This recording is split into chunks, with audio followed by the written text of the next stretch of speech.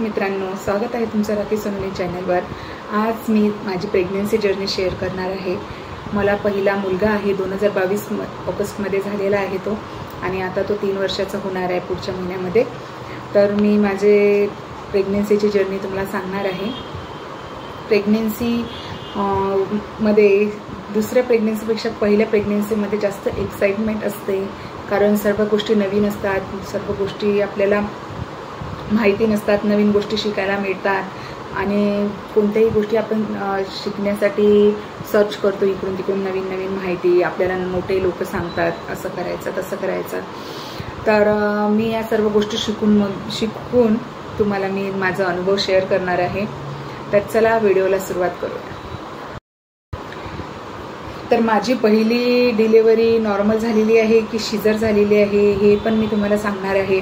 आणि डिलिव्हरीमध्ये मी डाएट कसं केलं होतं, माझी डेली रुटीन कसं होतं, आणि मी नॉर्मल डिलिव्हरीसाठी काय काय केलं होतं, आणि 9 महिन्यामध्ये मी काय खाल्लं वगैरे, आणि माझं बाळ झाल्यानंतर बाळाची हेल्थ कशी होती, माझी हेल्थ कशी होती, 9 महिन्यामध्ये मला काय काय नवीन नवीन अनुभव आले हे मी सर्व तुम्हाला सांगणार आहे।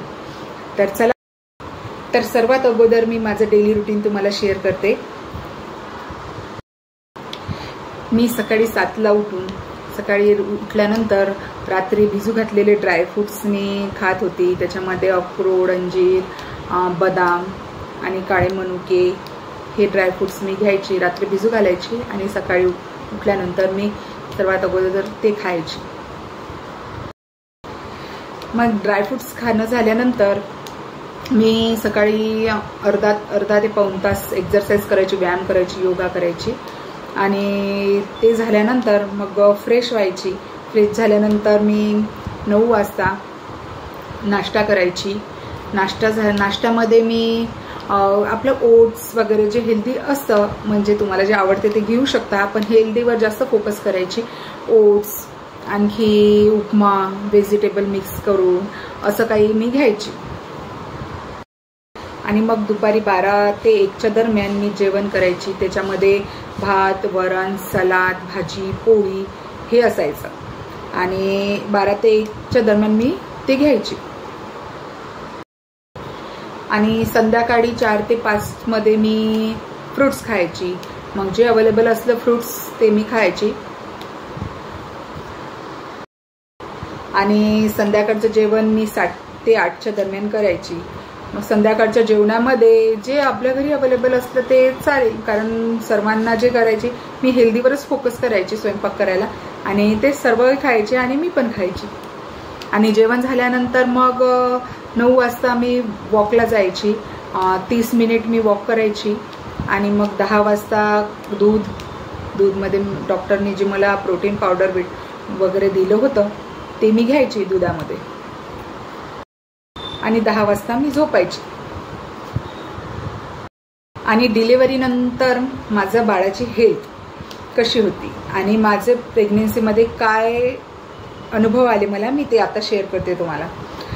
तर सर्वात अगोदर मला 9 महिन्यामध्ये काही क्रिटिकल कंडिशन वगैरे काही नव्हती, कॉम्प्लिकेशन्स वगैरे काही नव्हत्या, पण डॉक्टरनी म्हणजे सर्व रेग्युलर जसं असायचं आपलं, फक्त थोडासा जपून राहावं लागते।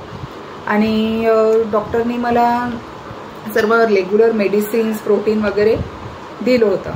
तर मला जसं सेकंड प्रेग्नन्सीमध्ये आता बेड रेस्ट सांगितला होता, कारण प्लेझेंटा लो लाईन होता म्हणून। तर फर्स्ट प्रेग्नन्सीमध्ये सर्व काही नॉर्मल होतं, तर मी नॉर्मल राहायचे।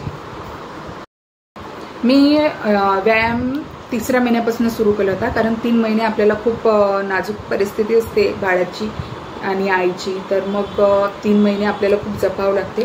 मग 3 महिन्यानंतर मी व्यायाम सुरू केला होता, आणि 3 महिन्यानंतर मग मी एक्सरसाइज कंटिन्यू 9 महिने केली।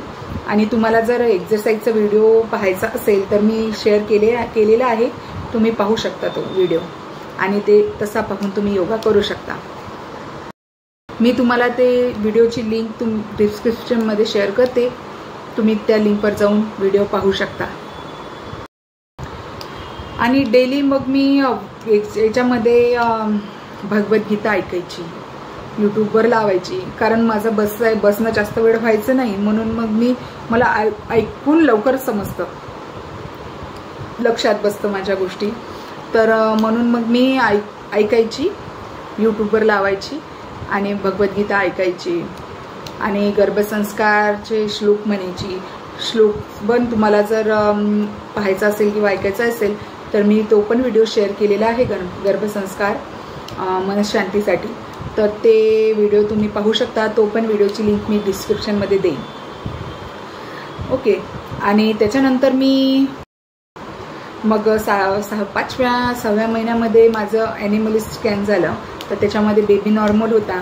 मग नंतर मी 7व्या महिन्यामध्ये माझं आईकडे ओटी भरण प्रोग्राम झाला आणि त्याच्यानंतर मी माझं 7व्या महिन्यामध्ये गायत्री होम असतो, ते बाळाच्या गर्भसंस्कारासाठीच असतो, तो पण केला होता 7व्या महिन्यामध्ये. आणि नंतर मग 8व्या महिन्यामध्ये माझं MSWचं शिक्षण सुरू होतं. तर मी 8व्या महिन्यामध्ये माझी एक्झाम होती. तर मग मी एक्झामला जायची 8व्या महिन्यामध्ये आणि 3 तास पूर्ण पेपर एक्झामला बसून माझे पूर्ण पाय असं ब्लड खाली उतरायचं, ते पाय पूर्ण सुजून जायचे. आणि मग 3 तास पेपर देऊनही मी घरी आले. नंतर मग घरी यायची आणि मग आपलं डेली रुटीन सुरू. आणि असं मी 8व्या महिन्यामध्ये एक्झाम दिली आणि 9व्या महिन्यामध्ये मग मी आईकडे गेली. कारण 8व्या महिन्यामध्ये आईकडे जायला जमत नसते, घराच्या बाहेर निघायला जमत नसतं. म्हणून मग मी 8व्या महिन्यापर्यंत इथे राहिली आणि 9व्या महिन्यामध्ये आईकडे गेली होती. मग आईकडे जाऊन आई मला डेली 2 किलोमीटर वॉकला न्यायचे, संध्याकाळी 5 ते 6. आणि पूर्ण असं तिकडं जंगलसारखं असं वातावरण आहे, रोड आहे तिकडे, तर खूप छान वाटायचं. आणि 2 किलोमीटर मी रोज चालायची, कारण नॉर्मल डिलिव्हरी झाली पाहिजे म्हणून. आणि मनामध्ये फर्स्ट प्रेग्नन्सीमध्ये मनामध्ये अशी भीती पण असते की आपली डिलिव्हरी नॉर्मल होईल की सिझेरियन होईल म्हणून. आणि सिझेरियन जर झालं तर ती एक भीती असते की आपली सिझेरियन झालं तर आपल्याला त्रास होईल वगैरे. नॉर्मल डिलिव्हरी पण काही एवढी इझी नसते, पण जे आहे म्हणजे नॉर्मल डिलिव्हरीमध्ये लवकर रिकव्हरी होते आणि सिझेरियनमध्ये जो त्रास असतो तो लाईफ टाईम त्रास राहतो. स्टिचेस राहतात आणि बॅक पेन वगैरे त्यांनी जास्त हार्ड राहते सिझेरियन सेक्शन.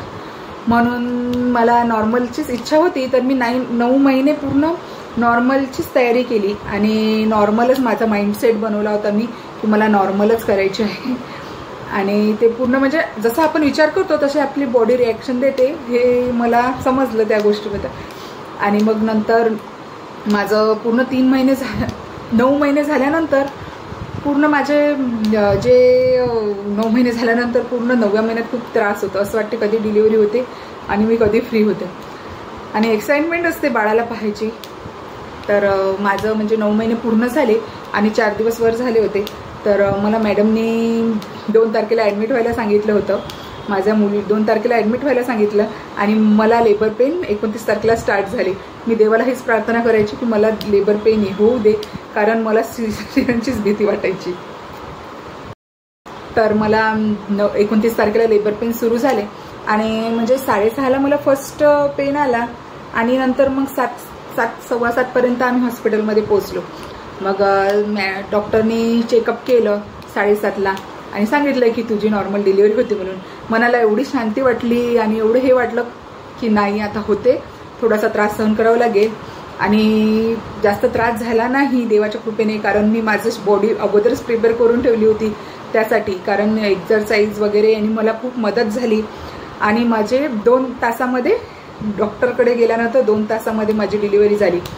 म्हणजे मी 7:30ला ॲडमिट झाली आणि 10 वाजता माझी डिलिव्हरी झाली आणि दर्शील झाला.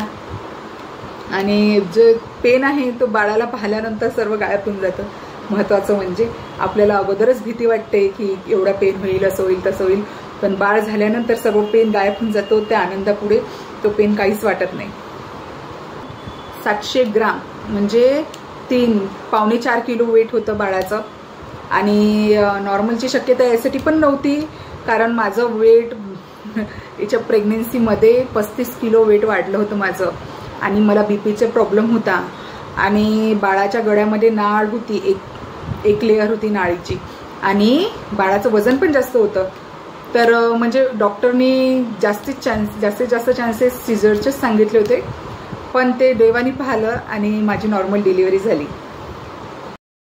आणि मी माझ्या डाएटचा पण मला फायदा झाला, एक्सरसाइजचा पण फायदा झाला आणि माझं गर्भसंस्कार वगैरे जे मी केले होते, कारण खूप लक्ष देऊन सर्व गोष्टी व्यवस्थित करावं लागतात प्रेग्नेन्सीमध्ये, तर मी त्या केल्या आणि मला त्याचा फायदा झाला.